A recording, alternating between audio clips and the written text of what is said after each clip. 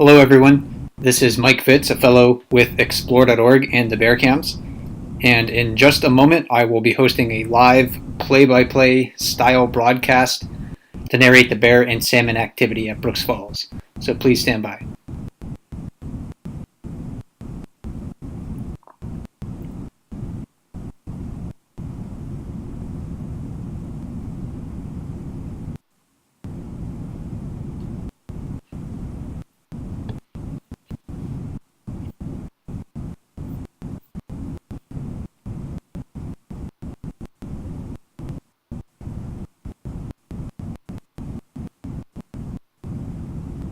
Hi, everyone. This is Mike Fitz, a fellow with Explore.org and the Bear Camps.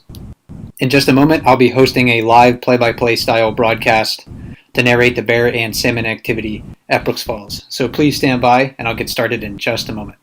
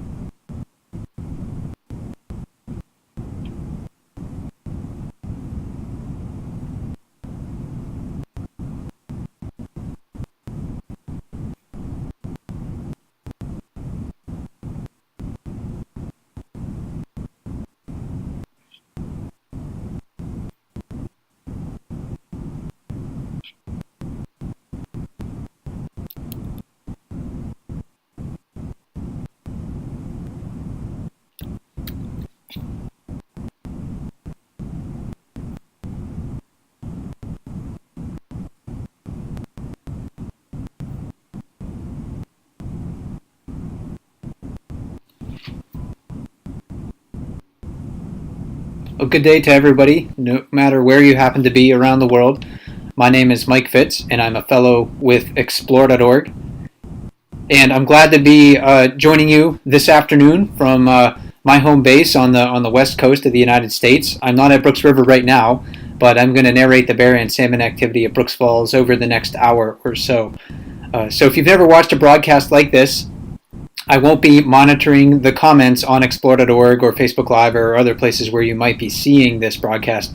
So hopefully I'll be able to answer a lot of the basic questions that you have about the brown bears and the fish that we might see at Brooks Falls.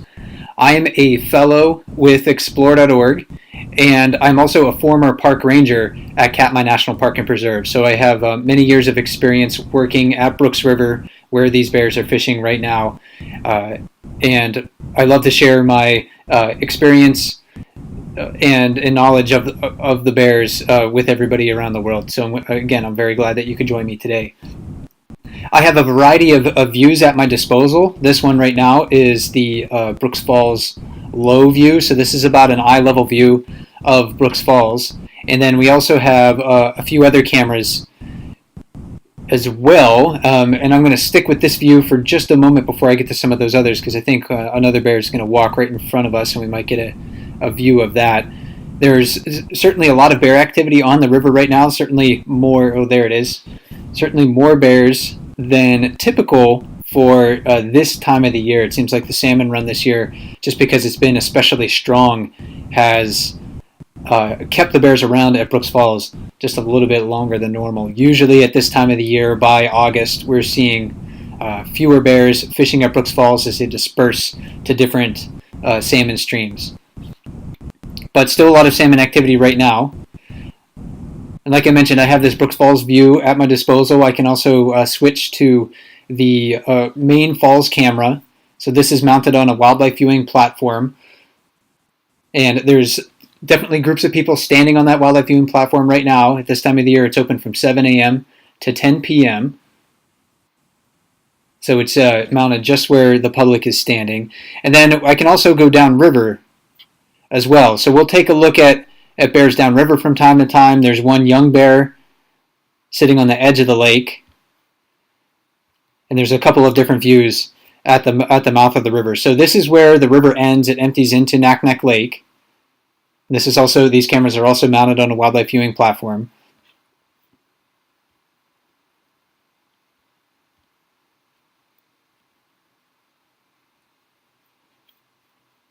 But back up at Brooks Falls, let's head back up that way because we have several different bears fishing. There's a younger bear that's standing in the water closest to the camera, and that one actually it's difficult for me to tell from this perspective. Again, I'm just seeing mostly its rear end. But based on the ear shape and even the face, this looks like it could be an adult female.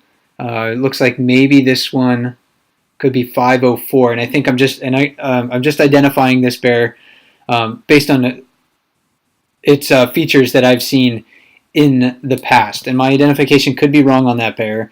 But this one strikes me to be an adult female.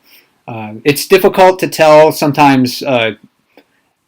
Young adult bears, especially young adult males, from adult females, unless you can really see the important parts, any genitalia that would help you to differentiate between a male and a female bear, because they tend to overlap in size quite a bit at that age. So adult females and young adult males can often be close to the same size. And then in the plunge pool below Brooks Falls, it looks like number 480 Otis happens to be fishing there. So he's an older adult male, the oldest adult male that we know of at Brooks River. And then the bear walking towards the camera right now, looks like he might inadvertently displace that female. This looks like number 503, who is a young adult male, and actually quite large for his age. He's only about 6 years old, but he's one of the larger young adults that I have ever seen. And to get maybe a better perspective on his size, we'll transition down to the falls low cam.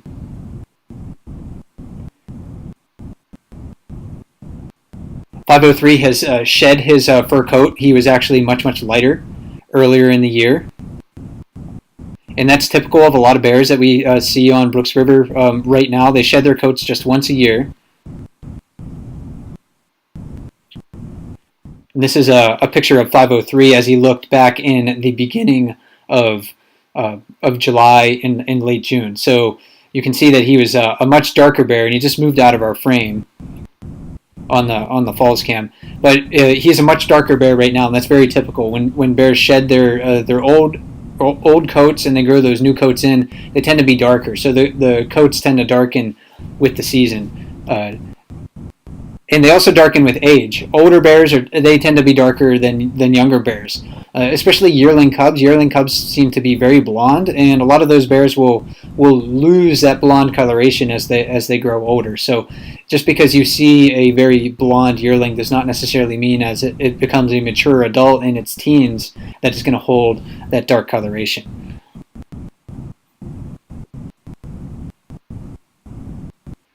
Then on the far side of the waterfall, looks like a couple other bears fishing.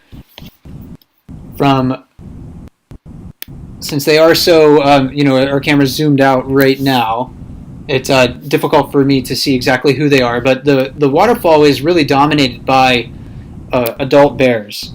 Even if you were to take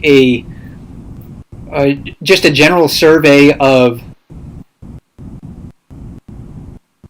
the age and sexes of the bears at Brooks Falls, the ones that are fishing more frequently in the best fishing spots, those ones are going to be almost always adults, and they're almost always going to be adult males in the most productive fishing areas. So the Jacuzzi, for instance, where number 480 Otis is sitting right now, he is occupying a spot that's actually very productive if you're a large enough bear to sit in there and hold your position in the water.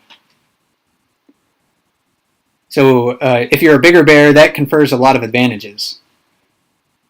And on the far side of the waterfall, now that we're taking a look over this way, looks like number 755 in the far pool there. He has a floppy right ear, just like 480 Otis, so sometimes he is confused with that bear. And then it looks like perhaps number 801 who's sitting in the water. I'm not 100% sure on that. I'd like to get a better look at his face if he turns in our direction, but that looks like him. So another adult male. So you have to be kind of a big male to, in many cases, to sit at Brooks Falls and fish at the most productive fishing spots because there's so many other challengers to these places. Adult females will be able to fit in a lot of different places depending on the tolerance of other bears that happen to be nearby. So we'll see them in the far pool, that area that we're looking at right now. We'll see a lot of adult females on the lip of the waterfall. And especially over the past several years, it seems like more adult females have been fishing the lip of the waterfall, waiting for salmon to jump so they can catch it in their mouths, compared to when I first started watching bears at Brooks River about a decade ago. At that time, there were more mature adult males that knew how to fish the lip of Brooks Falls, and it sort of transitioned over time. It seems like some of those older adult bears just happened to shift away and die for maybe a variety of reasons, or they didn't come back to Brooks River, so that opened up opportunities for other bears. We're going to take a look downstream for just a moment. These bears, of course, are being very patient fishing for salmon. But there's a younger bear in the water down near the mouth of Brooks River, and this looks to be a juvenile bear just based on its size. And it's hard to tell the perspective just because there's no measurements in the water there. We don't have any yard markers. So it's not as easy to tell, how big it is, relatively speaking. But just based on its overall size, this bear looks like it is a juvenile. And those are bears that we call sub-adult bears. They're generally between 2.5 and 5.5 years old.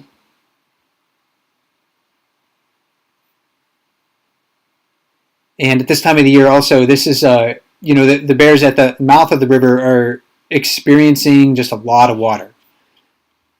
So it's difficult for them to chase fish through the water and actually catch them.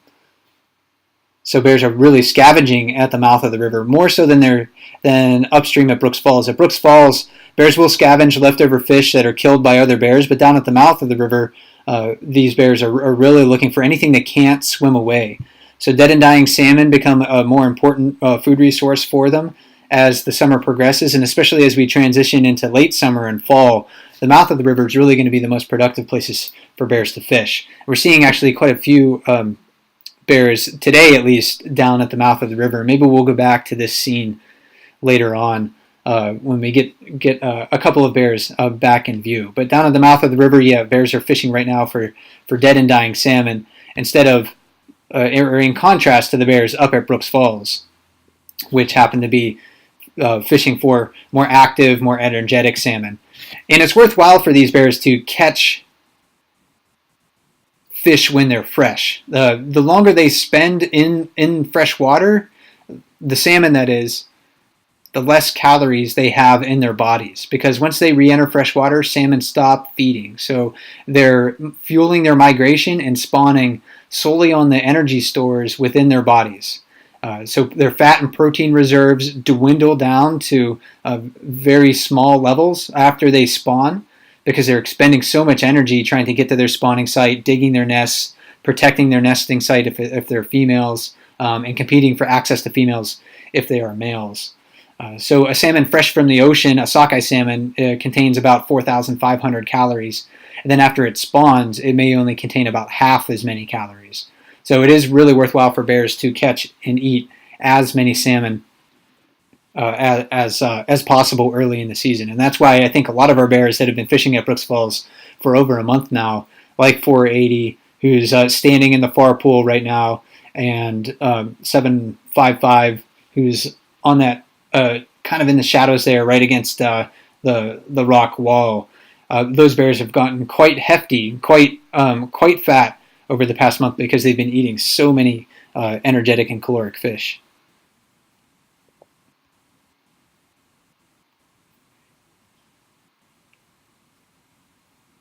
Of course, there's a couple other bears trying their hand and testing their skills in different places. 503 in the jacuzzi right now, and then on top of the waterfall on that lip, that place that I talked about how a lot of adult females over the past several years have been fishing.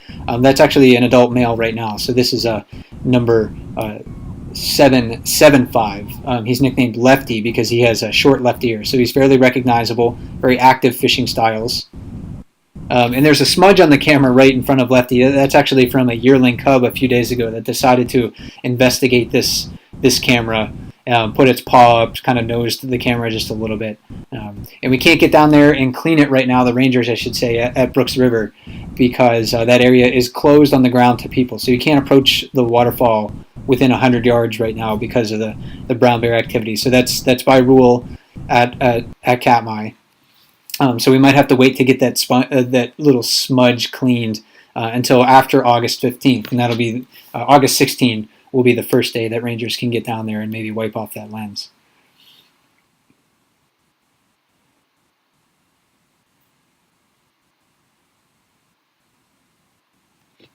So 503, again, the bear in the plunge pool, sitting there, being quite patient. Bears will move from place to place if they find that one spot isn't as productive as another. 503 is one of those bears that definitely is a generalist. He is able to fish in a lot of different locations. It seems like 775, who was on the lip, he for the most part, and this is him eating a salmon in the foreground, he for the most part seems to be more of a specialist. Definitely a bear that fishes the lip almost exclusively. He might try to fish in a few different spots, but the lip seems to be his go-to spot over the past couple of years. And it's been fun to watch and interesting to watch how he has learned to fish in that location. All of these bears have to learn to fish at Brooks Falls. Even though they possess big teeth and long claws, and they have the strength and agility and quickness to catch salmon, they still have to learn and practice to get good at it. And when 775 came down to Brooks Falls just a few years ago as a mature adult, we had not seen him at Brooks Falls in July, and it really looked like he didn't know what to do. He was running around all over the place. He was challenging basically every bear that he came into contact with, trying to steal their fish. He was acting like a very hungry bear who didn't really happen to know how to fish the waterfall, and eventually settled into a routine where he's able to fish the lip quite successfully.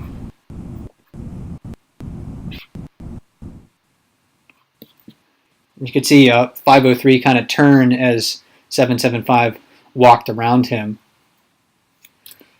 Bears are very aware of what other bears are doing at Brooks Falls. Each one of these bears, they're competitors with one another. So they compete for access to fishing spots. They compete for fish. Some bears will steal fish from one another.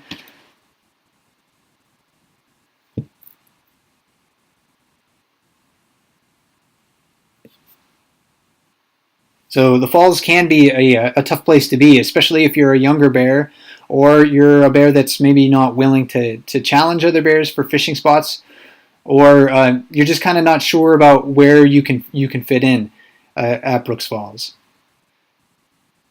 And you can see a little bit of competition going on right now for a spot near the far pool. There's two bears near the rocks. Number 801 kind of standing downstream, and then the one with the larger butt facing us, that's number 480 Otis. And both of those bears kind of want to fish that same location. That's an area where the water's only a few inches deep, so when salmon are swimming through that spot, it's very easy for bears to see them and to pounce on them. These two bears in that location, again, near the rocks, they probably wouldn't have tolerated the close proximity of one another at the beginning of the year. But there's actually a bit of an increase in fishing spots as bears learn to, or they get habituated to one another as the fishing season progresses. The aggressive encounters between bears actually decrease in frequency as bears become more well fed, and the more that they contact one another, just being close to each other at the falls. So back at the beginning of July or late June, these two bears probably would have been more willing to challenge one another for that same fishing spot. But they're showing a bit more tolerance right now. And 801 just sat down, so that's a bit of a submissive posture, or he could just be a little bit, or just want to rest. I mean, that does happen too. Gave a little bit of a yawn. Yawns also can be an indication of stress in bears.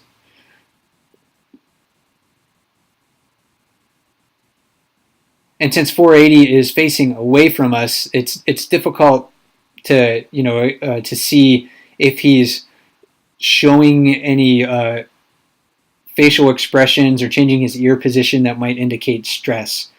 Besides yawning, bears will sometimes salivate very heavily when they're feeling stressed. They will put their ears back on their head when they're feeling defensive, just like a dog. So there's a lot of different ways that bears are communicating with one another using different facial expressions, but they don't have the muscles in their faces like dogs do. So they can't bare their teeth, for instance, like a dog can, but they can move the position of their ears. They can yawn. So there are ways that they can communicate with one another. Back down at the mouth of the river, we still have that younger bear walking around. This one, again, was searching in the water for any dead and dying salmon.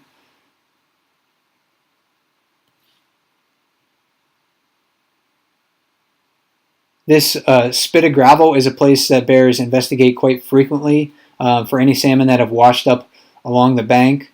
Or this is also a very secure place for them to rest because they have very good lines of sight in many different directions, so they can see, hear, and smell any threats that might be approaching them. And it's especially in the fall, it's located right next to some very productive fishing areas where they can snorkel through the water, put their face in the water, look for dead and dying salmon. And back up at Brooks Falls, 480 just caught a salmon, so he's gonna tear into that. And you can see there was a little bit of a do-si-do going on there, where 801 decided, hey, I'm gonna try to move just a little bit upstream since Otis is eating downstream. And sometimes we'll see bears almost take turns at different fishing locations, especially on the lip of the waterfall, because there's only so many places that bears can stand on the lip and catch fish successfully.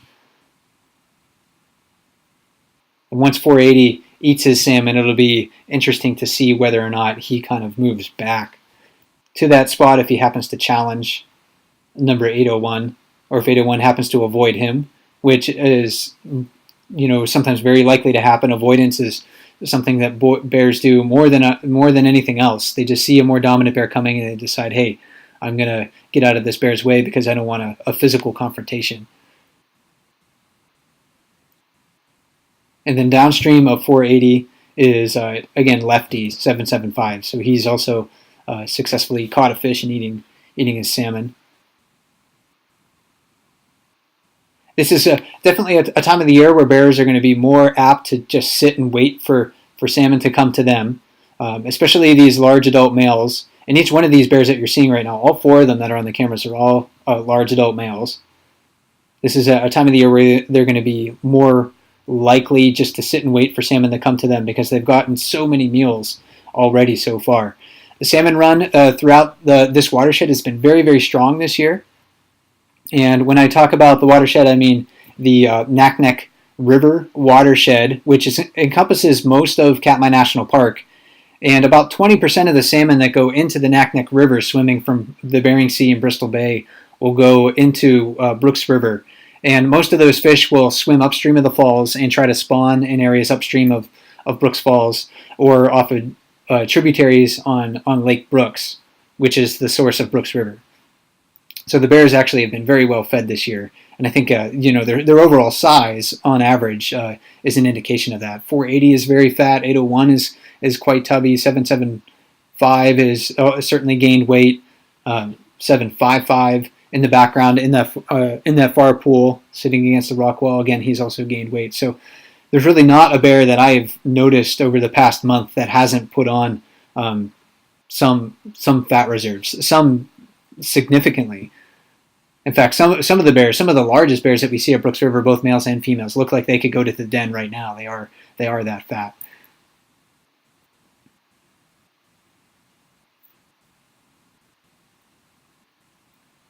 And down on the lower river, we actually caught a glimpse of a family group. So let me go down there. We'll leave our bears to be at Brooks Falls for just a moment. This is going to be a little hard to see because they're behind the grass. But we're looking at right now a yearling cub that's in the water. So this is a cub that is in its second year. And its mother was swimming upstream, and I think it's that yearling is trying to follow mom right now. So this family looks like it is, the mother is 435 Holly, and she has 2 yearling cubs this year. One is fairly blonde and actually the same coat color as mom, and then one is much darker. So hopefully they'll come into a place where we can get a better view of them. This looks like Holly right now, who's just emerged from behind the grass, scavenging fish. She is a female bear that she's in her teens, and she's been around Brooks River basically every year of her independent life, as far as we know, and she knows the lower river area especially well. So she's frequently seen searching the margins of the river, the slow eddies and side channels where dead salmon happen to collect. And for some bears who know how to search these areas efficiently, it can be a very worthwhile experience for them. The way they make a living is just by gaining profit in calories. So when they find something that works, they're going to stick with it. And 435 knows. Oh, and there's its cub, her second cub coming downstream, that darker one. 435 knows that if she swims slowly through this area and searches efficiently, then she'll be able to make a big profit in calories. Again, most of these fish downstream right now are dead or dying. Very little spawning activity has happened at Brooks River by this time of the year. So the bears are probably just seeking out fish that haven't already spawned, but they are dead and dying. They are weak for whatever reason.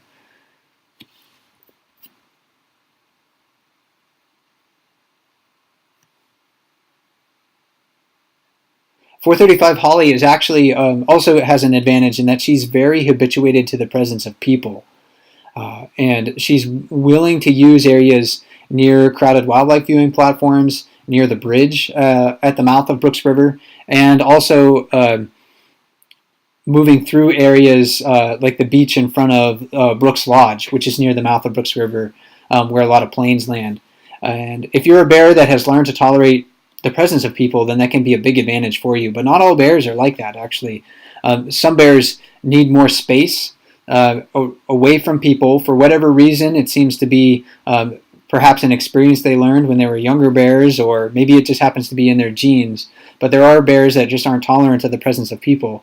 And if you're a bear that can't compete for fishing spots up at Brooks Falls, and you're not tolerant of people, then you're definitely at a disadvantage at Brooks River, because the most productive fishing spots are kind of not accessible to you.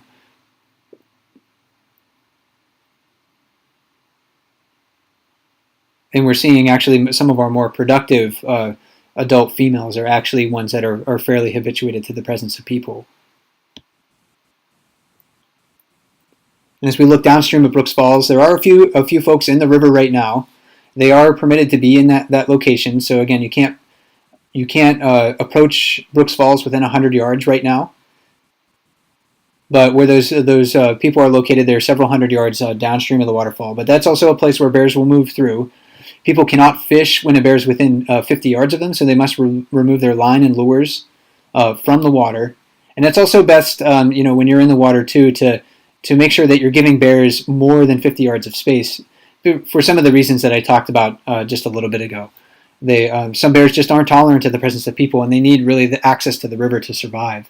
So anytime that you're at Brooks River, do think carefully about how you can reduce your impacts on the animals. And one of those ways you can do that is just kind of staying out of the places where they need to feed, and also watching bears from predictable locations like the wildlife viewing platforms.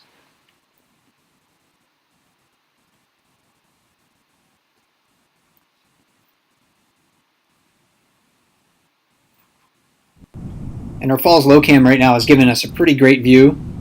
Looks like of number 503, who's eating a fish that he caught in the jacuzzi. You can see the flesh on that salmon is actually fairly pink, and that's also an indication that the fish has not spawned. when we see bears catching spawned out fish, a lot of those pigments that give the salmon its pink flesh are transferred out to the skin. So the flesh of a spawned out salmon, one that has already laid its eggs or and nested, is much whiter. It's very pale in comparison. So that's if you're wondering whether or not a bear is catching a fish that has already spawned and you can see the color of its flesh, that'll be the easiest way for you to determine whether or not that's a spawned out fish. 503 did drop that fish, so he's having a pretty good fishing day. If he hadn't caught many fish, he probably would be eating the whole thing. And then Lefty, who's just on the edge of the frame on the right-hand side, he was able to pick that up. So maybe he hasn't caught as many fish, so he's downstream looking to pick up these scraps. The more skilled bears at Brooks Falls will catch so many fish that they can't eat them all. And as they leave salmon carcasses to drift downstream, that really does facilitate the feeding of not only smaller bears and younger bears, but also gulls, magpies, ravens, eagles. So a variety of different species will feed on salmon. Salmon really are, I like to, consider them to be the French fries of the ecosystem, in that everything likes to eat them. And I know there are people that don't like French fries, but most people do generally like to have them from time to time. So salmon, if you are an animal that has the ability to digest, salmon flesh, then you're going to be focusing on gaining calories from them at this time of the year. So it's not only our bears, or not only the birds either, but wolves will be fishing for salmon. Lynx will be fishing for salmon. Minks and otters. If you're a mammal that can digest that, you're a bird that can digest that, then you're gonna be focusing on those calories gained from salmon right now. They are certainly the main keystone of this ecosystem.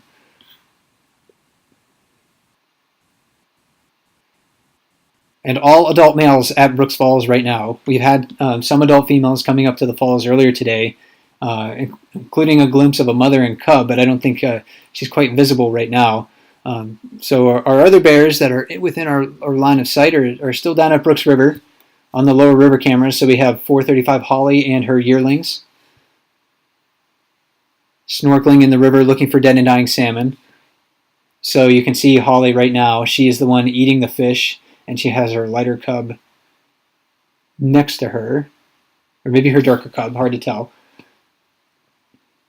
Mother bears don't necessarily share fish with their cubs purposefully, so it's unlike what you see with a mother bird that will bring food back to a nestling, or even in dogs, for instance, like a pack of wolves will bring food back. The adults will bring food back in their stomach, regurgitate that, so the pups can feed on that. And bears don't do anything like that. The closest that they get to sharing food really with their cubs is being tolerant enough of their cubs to allow those cubs to take fish away from mom. So mom will sometimes protect the fish. She'll put her claws down on the fish, protect it from her cubs, but in many cases she's tolerant enough of their hunger to let them rip salmon away. So sometimes it looks like bears are sharing fish, but most of the time they're just being tolerant of the close proximity of another bear.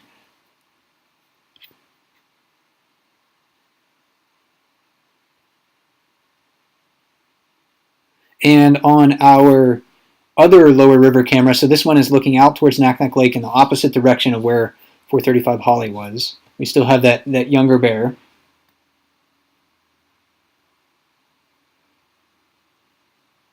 Younger bears will often eat and be able to gain weight on newly emerged vegetation in the spring and early summer. So grasses, for instance, for a young bear like this can be an important food resource. It's definitely worth their while to graze on vegetation. But as the vegetation ages, the amount of protein within it actually decreases and it becomes more fibrous. So it might help to keep them regular, so to speak, but it won't be giving them nearly as much nutrition as those plant plants age. So other food resources for younger bears become more important as we go further and further throughout the summer. So salmon, of course, but also berries. Berries are going to start to come in season on our mountaintops in Katmai National Park in just a few short weeks. So a lot of blueberries in certain locations, crowberries, which are related to blueberries, but they're very dark black, hence their name, and a variety of other berry species will become important to these animals. And sometimes their scat really reflects that. It's just full of berries at the end of summer.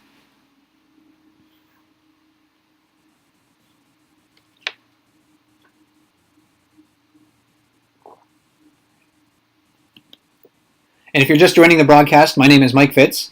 I'm a fellow with Explore.org in the bear cams, and I'm also a former park ranger at Katmai National Park. So I'm very glad that Explore.org has given me this opportunity to continue to talk about brown bears and salmon in a place that I think is very special.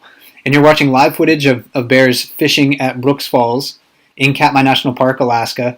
Brooks Falls is about 300 miles southwest of Anchorage, Alaska. There are no roads that go to Brooks Falls really from anywhere else, so the access is by a plane or boat. And this is one of the more spectacular sights I think that you can find in any of America's national parks. So Katmai is the fourth largest national park in the United States, and it's almost completely roadless. So brown bears have extensive habitat to find food resources like salmon. And Katmai also contains some of the highest densities of bears really recorded anywhere in the world. In fact, there are probably more brown bears in Katmai National Park than there are grizzlies in the lower 48 states. So at last estimate, and the last good estimate we have of how many brown bears are in Katmai is from about 10 years ago, so it certainly could have changed by now, but about 2,200 brown bears are thought to inhabit Katmai National Park. And when salmon are running in Brooks River, we can there have been as many as 100 bears counted, individual bears counted at Brooks River during the month of July. And the river's only 1.5 miles long, so it's not very long at all. So that really, there's a very high concentration of brown bears that come to Brooks Falls. So let's take a look at 503 here. He, again, is a young adult male, about 6 years old, growing quite large over the past several years. He's actually very large for his age. Again, difficult to tell when he's in the water. But he's doing a thorough job of working over that salmon, eating the fattiest parts of the fish. You can see that he's, for the most part, tends to be ignoring the salmon flesh. The salmon flesh actually isn't as energy rich as the skin, the brains, and the eggs. Those other parts of salmon that I just mentioned, they have a higher percentage of fat content in them. So bears will often ignore the salmon flesh, and especially the entrails, to focus on the fattier parts of the fish because that's going to give them more bang for their buck. And when you see bears eating only part of the salmon, again, that's to indicate that they are very well fed.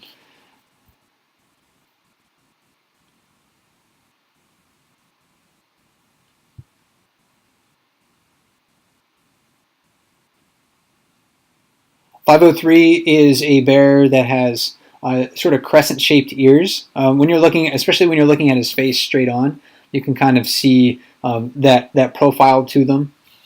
The inside of his ears, on the top, I should say the outside of his ears, on the top of his head, sort of are crescent-shaped or almost concave. And those his ears actually very much resemble his mother, who is number 402.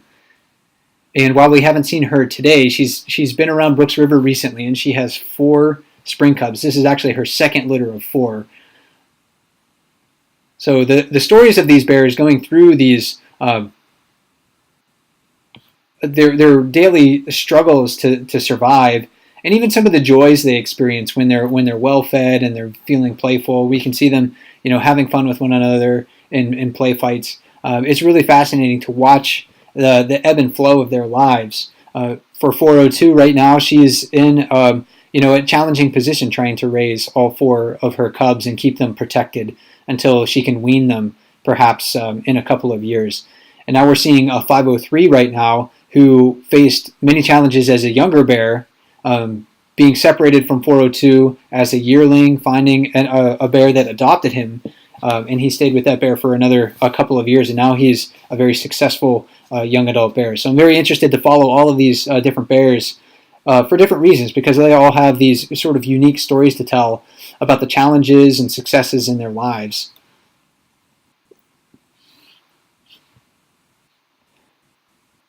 And I just mentioned that 503 was adopted, of course.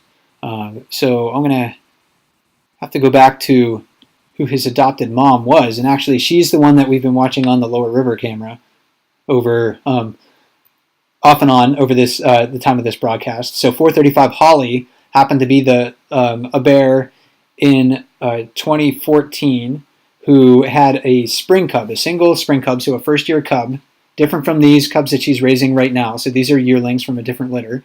But she had a single spring cub in 2014, and we don't really know how 503 came to contact 435. It was, I suspect, however, that it was by his persistence and maybe approaching this bear, seeing that she was going to be tolerant of him and kind of allow him to join the family. It wasn't necessarily that I don't think she would be seeking out that bear, but he was lucky enough to find a bear who was tolerant of her. And it certainly was a full-on adoption. It just wasn't that he was hanging out in the area of 435. She would nurse him. She would give him protection if other bears came too close to the area. So 435 is a unique bear in that sense, in that she's very tolerant for the most part of other bears. And that tolerance probably led to the adoption of 503 just a few years ago.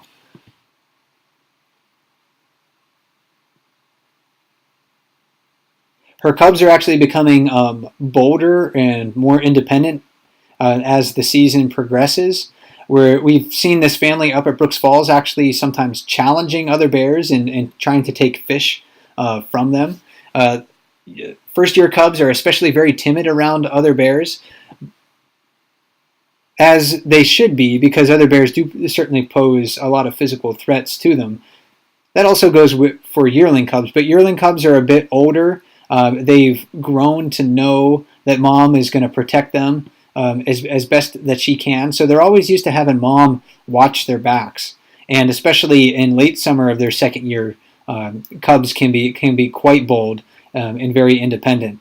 And these cubs, they're probably in their last summer with mother. So 435 has always emancipated her biological cubs and separated from them at the beginning of their third summer. So after she comes out of the den with these two cubs next year, it's likely that they're going to be on their own and separate at that time. So they'll have to soak in all of the lessons that they can from her, because they have only a few short months of those lessons left before they go into their dens.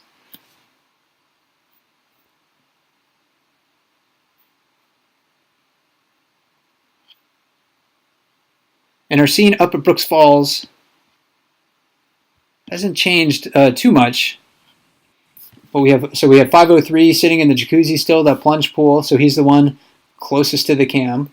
And then 775 sitting lefty, sitting near the log that's sort of draped half over Brooks Falls. And that's also another spot where he's learned to fish recently, besides the lip of the waterfall. Then over near the rocks, two bears standing very close to one another. Number 480 Otis, kind of closest to the waterfall. Number 801, who is the darker bear, just standing downstream and behind Otis. And then in the far pool, number 755, Scaredy Bear, who is actually not very scared of other bears anymore. That nickname was partly the result of his propensity when he was a young bear to run from almost his shadow. He would run from other bears all the time. He would never approach the platform side of the river where the camera is located. So those two factors kind of lend or were the influence for his nickname.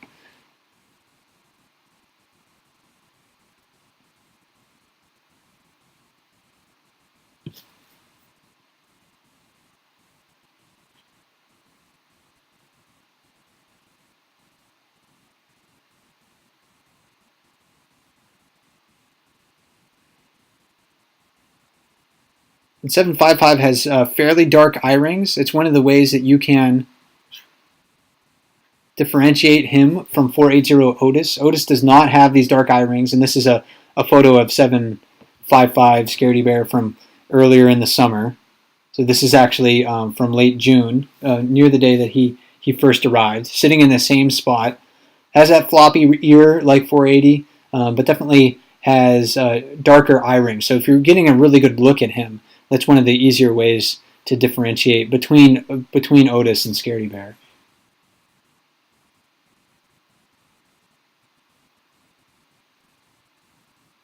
And over the last several broadcasts that I've done, I've also talked about just how much weight these bears have gained over the past month. We can take a look at, for instance, number 801. So 801 is the one standing kind of in the middle, downstream of the waterfall. So we have 480 standing closest to the waterfall in the foreground, and then 801 standing just downstream of him. So 801 has gained a considerable amount of weight, and he's also growing in his new fur coat, so he's much darker than he was earlier in the year. And then, of course, 480, we're looking at the top of his hump right now. 480 has also gotten a lot fatter too. So he is a pot belly on this photo from July, but he's a much fatter bear at this time of the year. We talk about how bears are creatures of habit. They'll fit in wherever they can, and right now that the bear 755 Scaredy Bear that we're looking at in the far pool against the waterfall, that's been kind of his go-to area for a number of years. Probably because one main reason was because of his perhaps intolerance of other bears, not being willing to challenge them when he was a younger bear, so he wasn't able to fish in different locations. And then also because he was not apt to approach areas with groups of people, he always kind of stuck to that far side of the waterfall. So he learned to fish that location and has gotten quite good at it. But he's really actually never got over his relative intolerance for people. So if you're over in this far pool, you can see that if there's a group of 40 people standing on the wildlife viewing platform on that other side, it can be sort of an intimidating wall of people. So certainly, just even though we're on the wildlife viewing platforms trying to remain quiet, it can influence the behavior and movements of bears at Brooks River. And for that reason, that's why the wildlife viewing platform at Brooks Falls closes at 10 o'clock at night to allow bears who aren't showing the same level of habituation towards people opportunities to move about the falls a bit more freely. And it looks like 755's patience paid off in that far pool. He just lunged forward and is able to catch a nice large salmon. Many of the salmon at this time of the year are transitioning from their silver ocean colors to their spawning colors. So if you do have the opportunity to watch the underwater camera that's located down near the mouth of the river, you're going to see a variety of fish in different color phases. Some of them are very silver, looking like they haven't been in freshwater too long, but others are turning, for the sockeye salmon, are turning red with green heads, and that's indicating that they're getting very close to their spawning time and their spawning site.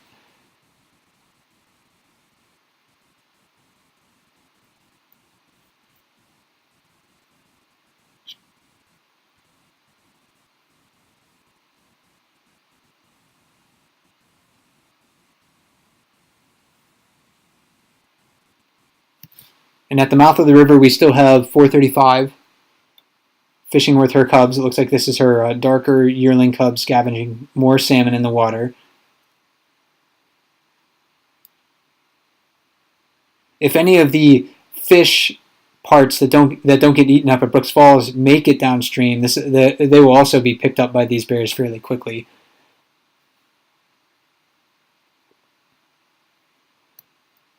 Younger bears can easily gain weight on just a few fish per day. So even though dead and dying fish are generally less valuable on an energetic basis compared to fish that might be swimming upstream before they spawn, it's very easy to catch them. So you only need to pick up a few fish if you're a younger bear per day to gain the calories you need to start gaining weight for winter hibernation. And the catch rate down at the mouth of the river, as we progress into late summer and fall, is quite high. It's easy for bears within an hour just to pick up 30 or 40 dead and dying salmon on the bottom of Brooks River. So with this area that we're looking at right now, bears, when they're moving through the water slowly like this, methodically, looking under the water, snorkeling, that's the nickname for that fishing technique that we're looking at right now. When bears do that methodically, they're able to make a living and gain weight quite well. So the lower river is actually probably the more important place for the majority of bears to feed as we transition from summer into fall.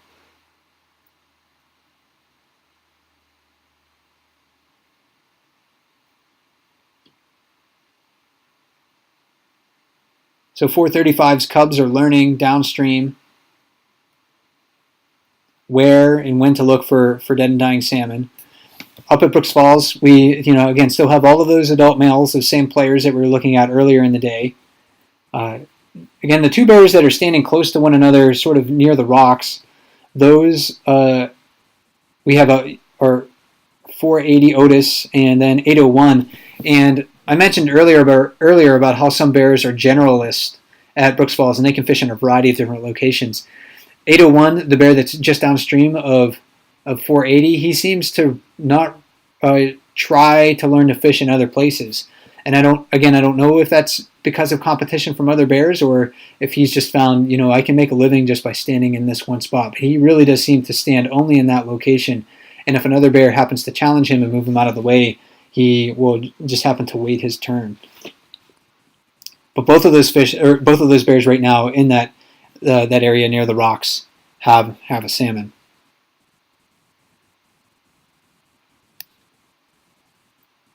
Looking downstream, this is an area where a lot of bears will wait for salmon carcasses to drift their way. They will also try to chase salmon from time to time. As one bear kind of gave a half-hearted effort right there. But there's one bear on the other side of that small island. But fishing downstream of the falls, if you want to catch these energetic salmon, takes quite a bit more energy because the salmon have so many more places where they can escape to, and that's why Brooks Falls is such an important place for bears to feed because salmon make mistakes there. They are temporarily delayed in their migration by the waterfall. They have to seek ways to get beyond it, and there's really only a few places where they can successfully jump the waterfall. So it takes time for salmon to find that spot where they can jump the waterfall. So bears can certainly afford to wait for their prey to come to them.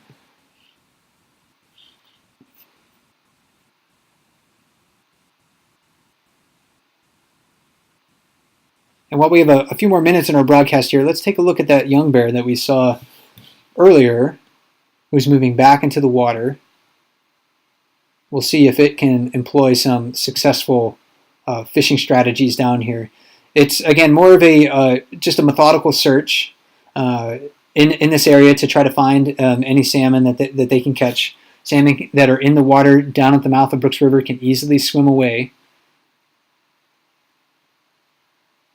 So bears are really looking for anything that's too weak to swim away or any fish that are already dead.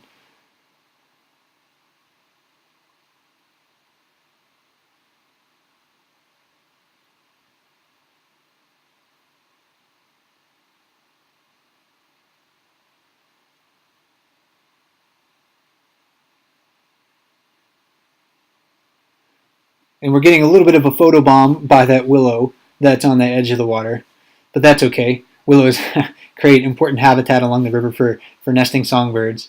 But if you look through that willow, you can see the bear looking under the water from time to time and keeping its ears above the water. We call that fishing style snorkeling. They're not breathing underwater, of course. They do have to pick their head up out of the water to breathe. But looking under the water and keeping their ears above the water seems to be a fishing strategy and style that is almost universally employed by bears at some time during the year. Not necessarily always at the beginning of the year, but certainly in late summer and fall. And a great example of that right there.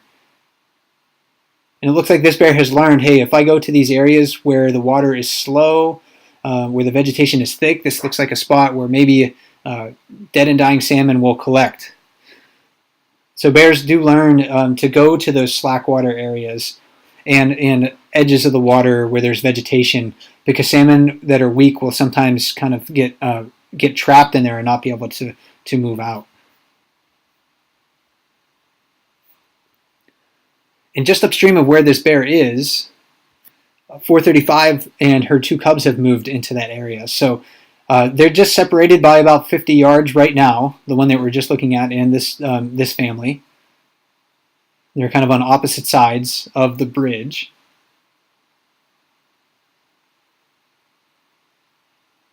You see 435 doing her own version of snorkeling there. One of her cubs is on the bank right now. The other one, I can't see. It's not within my line of sight, but it's probably certainly in the vicinity. And again, they're not keeping, sticking too close to mother, because again, they're growing more and more independent, almost with each passing day.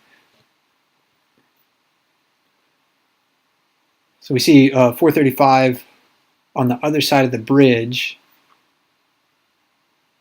I'm kind of curious to see if this younger bear reacts to the approach of the family group, if they would just avoid one another.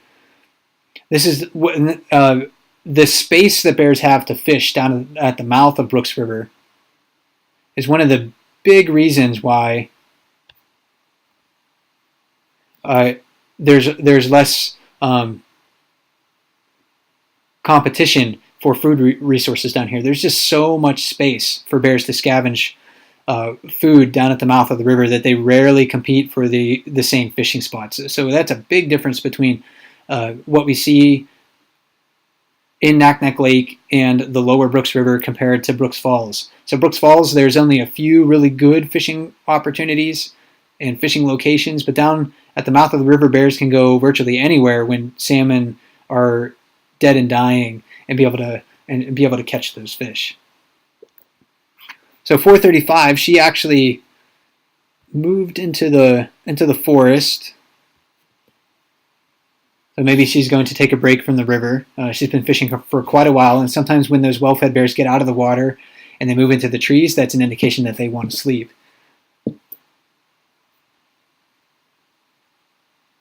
And our other bear was still on the island last time we saw it, but it may have moved out of our line of sight too.